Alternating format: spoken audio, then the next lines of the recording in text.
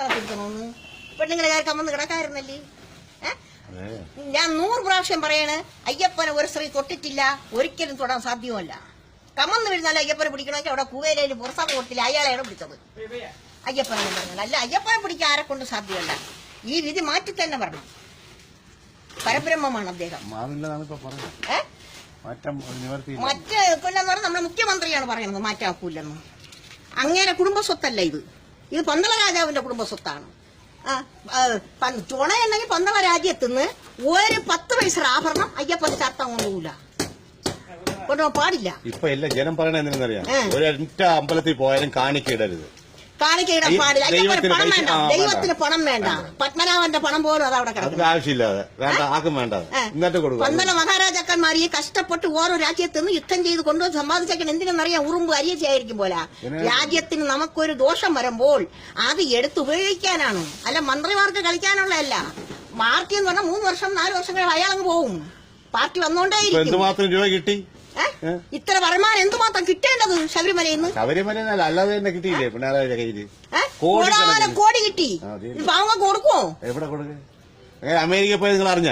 America ശിക്ഷയ്ക്ക് ചെറുപ്പക്കാരനല്ല, അല്ല പിന്നെ അവിടെ ബാങ്കിലിട്ട് മോഹൻലാലും മമ്മൂട്ടിയൊക്കെ എവിടെയാണ് പോണേന്ന് അറിയാമോ? അമേരിക്കയിലും ചൈനയും ബ്രിട്ടനിലൊക്കെ പോയി ചെറുപ്പക്കാരൻ അവിടെ എന്തുകൊണ്ടാണ്? അതുപോലെ ചെറുപ്പക്കാരനായി ഇതുപോലെ ആരെങ്കിലും പ്രതികരിക്കണം. പന്തള രാജാവ് വിചാരിച്ച അയാളെ നെറ്റേ തിരുത്താം, നമ്മളെ മണ്ണ ഗുണത്തിരുത്തായിരുന്നു, പന്തള തിരുത്താം, എവിടെയെല്ലാം ഇരുത്താം. രാജകൊട്ടാരം അങ്ങ് ശബരിമലയിൽ 41 വ്രതം ചെയ്ത് പന്തള രാജാവ് കൽപ്പിച്ചത്.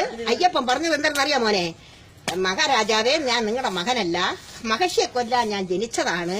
എന്നെ ശബരിമലയില് 3 കണ്ണില് 1 കണ്ണ് തുറന്ന് നെയ്യൊഴിച്ച് എന്നെ ശരണം പിടിച്ചുകൊണ്ട് വേണം ചെല്ലാൻ.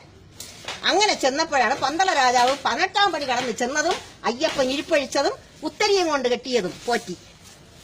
അയ്യപ്പ ഇന്ന് എഴിച്ചിട്ടില്ല. ഞാൻ ശബരിമലയിൽ പോയപ്പോ മോൻ വിശ്വസിക്കണം, വിശ്വസിച്ചേ പറ്റൂ. ഞാൻ 3 കഞ്ഞിയപ്പന്മാരെയും കൊണ്ട് മേടവിഷു 1-ാം തീയതി പോയപ്പോ ഈ ഒരു വട്ട് പിടിച്ച സ്ത്രീ പറഞ്ഞ്, അമ്മ ചേച്ചി എനിക്ക് മാളികപ്പുറം അറിയാൻ പോണോന്ന് ഇവിടെ ഓടി. ഞാൻ പുറക്കേ ഓടി. ഞങ്ങൾ ഇവിടെ പോയി ഉരക്കുഴിയിലെ മേലെ കാട്ടിപ്പോയി. അയ്യപ്പോ എന്നൊരു വിളി വിളിച്ച് അവിടെ നിലത്ത് വീഴുന്നു. കാച്ചാണി വഴി അന്വേഷിക്കല്ലേ? അതെ, ആ കാണുന്ന 2.5 കിലോമീറ്റർ ചെവല ലൈറ്റിന്റെ മൂട്ടി എല്ലാ സാധനം വെച്ചിട്ട് കൊച്ചവിടെ കിടന്ന് ഉറങ്ങണം. എന്നാണ് മോനെ സത്യം സത്യം.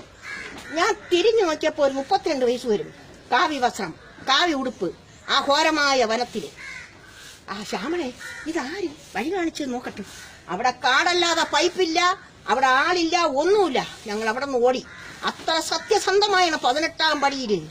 ഏതൊരു വ്യക്തി 18ാം പടി കഴിഞ്ഞ് ഒരു ചെറുപ്പക്കാരി അവിടെ കയറുമെങ്കിൽ അല്ലെങ്കിൽ പാമ്പ് കൊത്തും, അല്ലെങ്കിൽ പുലി കടിച്ചു കൊല്ലും. ഇത് സത്യം. പുലികളെല്ലാം ഇന്നലെ ഇറങ്ങി എല്ലാരും ഓട്ടിസം. പിന്നെ അയ്യപ്പ നിശ്ചയിച്ച പോലെ നടക്കട്ടെ. ഞങ്ങളെ ഓരോരുത്തരെയും നെഞ്ചു പൊട്ടണത് ഞങ്ങൾക്കേ അറിയാവൂ. പന്തള രാജകൊട്ടാരത്തിന് തീർച്ചയായിട്ടും സംഭവിക്കും. ശരണം വിളിച്ച് വണ്ടി കൊക്കെ മറിയാൻ നേരത്തെ ഞങ്ങൾ വിളിക്കണത് ശരണം. ഞാൻ 9 മല പോയി. എന്റെ നെഞ്ച് പൊട്ടിത്തെറിക്കുകയാണ് 66ാമത്തെ വയസ്സിൽ. അയ്യപ്പൻ എന്ന് പറയുന്ന ശക്തി. എന്റെ മകന്റെ ദേഹത്ത് സൂര്യ കയറിയപ്പോ ഡോക്ടർ ചോദിച്ചു മരിച്ചു പോകുമോ, ഓപ്പറേഷൻ ചെയ്യൂല. ഞാൻ പറഞ്ഞു എനിക്കൊരാൾ വരാനുണ്ട്. ആര്? ധർമ്മശാസ്ത്രാവ്. നിങ്ങൾക്ക് വട്ടുണ്ടാ? ഞങ്ങൾ ഡോക്ടർമാരാണ്. ബുദ്ധിജീവികളെ നിങ്ങൾക്ക് വിവരമില്ല. അയ്യപ്പൻ വരുമെന്ന് പറഞ്ഞു. അപ്പൊ സൂര്യ കിട്ടുമല്ലോ? കിട്ടും. കിട്ടിയാൽ ഞങ്ങൾ ശബരിമലയിൽ പോകും. സത്യം തന്നെയല്ലോ സത്യം. ആ സൂര്യ കൊണ്ട് എന്റെ കയ്യിൽ തന്നു. ശബരിമല അയ്യപ്പനുണ്ട്. സ്വാമിയെ ശരണമായി പോ, ഞങ്ങൾ മലയ്ക്ക് പോയിരിക്കും. ഇതാ നിങ്ങളെ മോൻ രക്ഷപ്പെട്ട്. പാമ്പ് കത്തി കരിമൂക്കൻ ഇതാ ഇവിടെ ഇതാ കണ്ട. കരിമൂക്കൻ എന്ന് വെച്ചാൽ അതിഭയങ്കരമായ പാമ്പ്. ധർമ്മശാസ്താവേ എനിക്ക് പാമ്പ് കയറൽ ആരുമില്ലേ. എന്റെ ഭർത്താവ് പട്ടാളത്തുകാരനാണ്, പട്ടാളത്തിരിക്കുകയാണ്. മോൻ പട്ടാളത്തിൽ നിന്ന് രാജ്യത്തിന് വേണ്ടി മരിച്ചു വീഴുന്നവനാണ്. 32ാമത്തെ വയസ്സിൽ അജിത്കുമാർ അബൽദാർ. പാമ്പ് കൊത്തി ആരുമില്ല. പിന്നാണ് മോനെ ശ്രീധർമ്മശാസ്താവ് ശ്രീ പത്മനാഭനാണ്. ഇതിനിപ്പുറം വിഷം കയറിയില്ല. പൂജാരി വിഷാരി ചെന്നപ്പൻ ചോദിച്ചു അയ്യപ്പനെ വിശ്വാസമാണോ? അതെ. അയ്യപ്പനെ കണ്ടല്ലേ?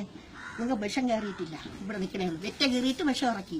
അത്ര അയ്യപ്പൻ എന്ന് പറയണ അത്ര ശക്തിയാണ്. നമ്മളെ രാജ്യം നശിക്കും. ഇത് സത്യം. കൊടുങ്കാറ്റ് കൊണ്ടും ഇതെല്ലാം തീരും. നമ്മളെ